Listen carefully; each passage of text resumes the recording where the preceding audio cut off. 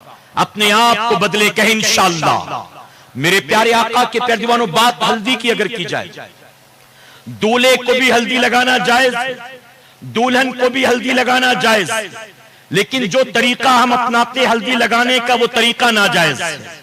दूल्हे को कभी चड्डी पिनाकर, कभी शॉर्ट्स पिनाकर, कभी लुंगी पहना है तो उसको मोड़कर घर के आंगन में बिठा दिया जाता है और चारों तरफ से औरतें घेर कर उसके हाथ पैर में हल्दी लगाती। भाभी पीठ पे मल रही, खाला ने एक पैर पकड़ रखा हुआ, मुमानी ने दूसरा पैर पकड़ रखा हुआ है, अम्मी हाथ पे लगा रही है, बहन चेहरे पे लगा रही है। ये सूरत जायज नहीं है हल्दी लगाने की। मेरे प्यारे आका के पैरवानों, आला हजरत अजीमुल बरकत फरमाते हैं, मसलके आला हजरत का नारा लगाने वालों, आज से तय कर लो कि अपने इमाम के फरमान पर अमल करेंगे। आला हजरत अजीमुल बरकत फरमाते हैं, अगर बच्चा 10 साल का हो जाए तो बिला शरई उज्र के मां भी अपने बेटे के जिस्म को हाथ नहीं लगा सकती। बिला शरई उज्र के 10 साल का बेटा हो तो मां उसके जिस्म को हाथ नहीं लगा सकती। यहां तो 18 साल, 20, 22, 25 साल का कड़ियल जवान और घर की सारी औरतें लेकर बैठी उसको हल्दी लगाने के लिए। ये जायज नहीं।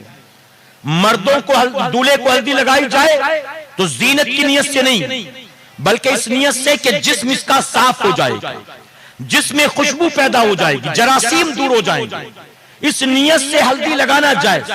दुल्हन को हल्दी जीनत की नियत से लगाना जायज। मर्द के लिए जीनत हराम, औरत के लिए जायज। औरत को लगाएं कि रंग खिल जाएगा, जिस्म से खुशबू आएगी, जरासीम भी दूर होंगे, चेहरा अच्छा नजर आएगा, इस नियत से दुरुस्त। लेकिन जो औरतों को भी, दुल्हन को भी लगाने का तरीका वो दुरुस्त नहीं कि उसको भी बिठा दिया जाता है पैर खोलकर, पीठ खोलकर, पेट खोलकर, माज़अल्लाह, ये जायज नहीं। लड़की के चेहरे पर लगा दो, हाथ में लगा दें, लेकिन उसके पैर वगैरह में वो लड़की खुद अपने हाथों से लगा ले। पेट में, पीठ में लगाना है, जहां तक लगा सकती खुद अपने हाथ से लगा ले, लेकिन सारी औरतें उसको बरहना करके बिठाएं माज़अल्लाह और फिर हल्दी लगाएं कि आज हल्दी की रस्म है, ये सूरत जायज नहीं। मेहंदी की बात की जाए तो मेहंदी दूल्हे को लगाना जायज नहीं। दुल्हन को इजाजत है, दुल्हन मेहंदी लगा सकती, लेकिन दूल्हा न एक हाथ में, न छोटा सा गोला, न अपने नाम का अल्फाबेट, कुछ नहीं, न छोटी सी उंगली में। बाज दूल्हों को हमने देखा मना करने के बाद भी लगी हुई। मैंने कहा यार क्यों लगाया? तो कहता है मैं सो गया था, रात को भाभी ने लगा दिया। तो मैंने कहा फिर सुबह कह देता कि मैं शादी नहीं करूंगा, जाओ। सुबह कह देता, इस वक्त तो तेरे मोहताज थे ना। सोने का अगर डर था कि सोऊंगा तो आपा लगा देगी, भाभी लगा देगी, अम्मी लगा देगी, बजिद थे कि ठीक है सो जा तो लगा देंगे, तो सोने से पहले कह देता किसी ने मेहंदी लगाई है तो निकाह सुबह पढ़ूंगा ही नहीं, क्योंकि आखिरकार काजी साहब मुझसे कहेंगे ना कबूल है, बोलो कबूल है कि नहीं, मुझसे ही कहना है, तो मैं उस वक्त मना कर दूंगा, मैं नहीं करूंगा अगर तुमने मेहंदी लगा दी। फिर किसी की हिम्मत होगी लगाने की? मेहंदी लगाना मर्द के लिए हाथ पैर में हराम। हाँ, अलबत्ता सर में लगा सकता, बालों में लगा सकता, दाढ़ी में लगा सकता, अगर दाढ़ी के बाल लगा सकता, लेकिन हाथ पैर में जायज नहीं। लड़की को लगाया जा सकता मेरे प्यारे आका के पैर दीवानों, लेकिन ये भी सुन ले, दुल्हन को जो मेहंदी लगाई जाती तो मेहंदी 5-5, 6-6, 7-7 घंटे लगी रहती है। जोहर भी कज़ा, असर भी कज़ा, मगरिब भी कज़ा, ईशा भी कज़ा, यानी एक एक करके नमाज़े कुर्बान मेहंदी के चक्कर में।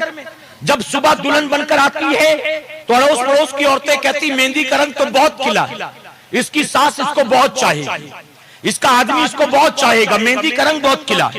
सुनो, शौहर का चाहना न चाहना, सास ससुर या ससुराल वालों का चाहना न चाहना मेहंदी के रंग पर डिपेंड नहीं है, मौला की मर्जी पर डिपेंड है।